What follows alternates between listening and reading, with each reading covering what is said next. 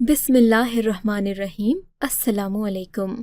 मेरी सास मुझसे घर का सारा काम करवाती। मेरा शौहर जैसे ही रात को घर आता तो खुद कामों में लग जाती। मेरा शौहर मुझ पर बहुत गुस्सा होता और मुझसे बुरा सलूक रखता।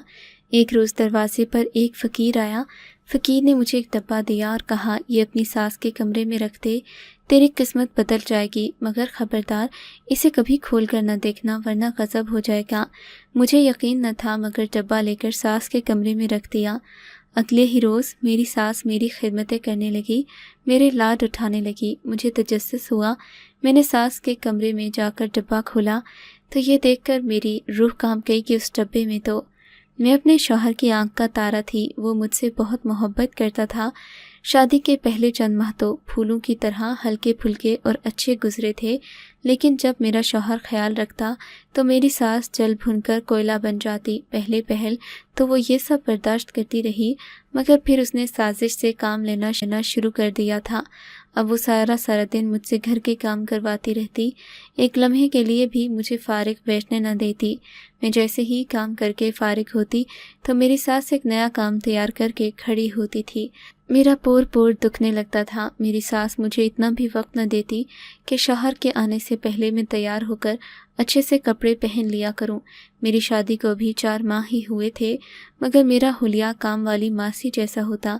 मेरे शौहर के घर आने में जब थोड़ा सा वक्त रह जाता तो मेरी सास मेरे पास आकर कहती कि अब तुम्हारा शौहर आने वाला है, इसलिए तैयार हो जाओ। मैं जैसे ही कमरे में जाती मेरा शौहर पीछे से आ जाता। वो आते ही मुझसे झगड़ने लगता कि तुम मेरी माँ से काम करवाती हो, तुम्हें शर्म आनी चाहिए।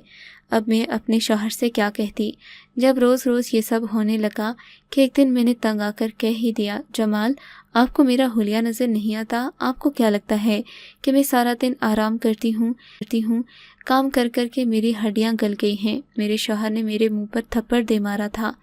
वो बोला, तुम मेरी माँ पर इल्ज़ाम लगा रही हो। अब मेरी और मेरे शौहर की 4 दिनों से बिल्कुल बातचीत बंद थी। मेरी सास तो अब शेरनी बन गई थी, जबकि मैं सारा दिन आंसू बहाती रहती थी।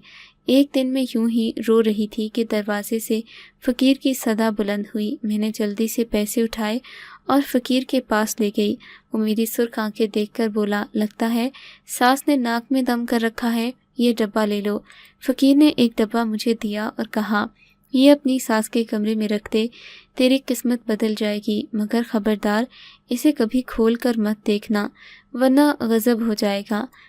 मुझे यकीन न था, मगर डब्बा लेकर सास के कमरे में रख दिया। मुझे मालूम था कि एक मामूली सा डब्बा मेरी किस्मत कैसे बदल सकता है, लेकिन जब मैं सुबह सोकर उठी तो ये देखकर हैरान थी कि मेरी सास तो मुझसे पहले ही घर के तम थी। मुझे देखकर मेरी सास भागकर पास आई और बोली, बेटी मैं नाश्ता बना दूं क्या? मेरी सास मेरी खिदमतें करने लगी, मेरे लाड उठाने लगी। मुझे तो हैरत का शदीद झटका लग गया था। मैंने सोचा आखिर खोल कर तो देखूं कि इस डब्बे में है क्या।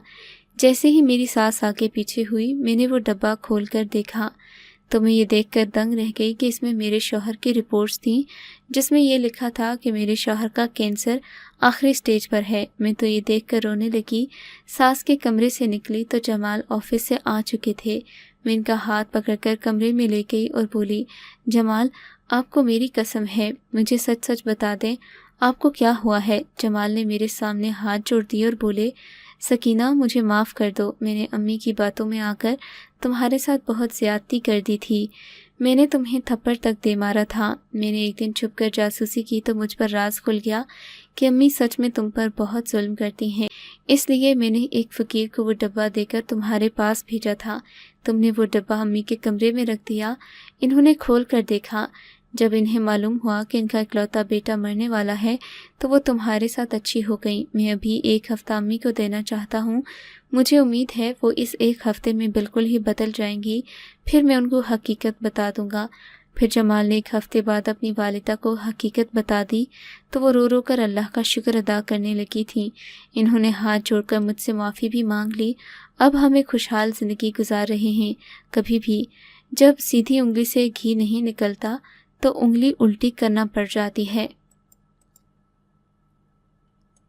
आपको अगर ये कहानी अच्छी लगी है तो इस वीडियो को लाइक कीजिए और इस तरह की मज़ीद कहानियाँ सुनने के लिए हमारे चैनल को ज़रूर सब्सक्राइब कीजिए। कहानी सुनने का शुक्रिया।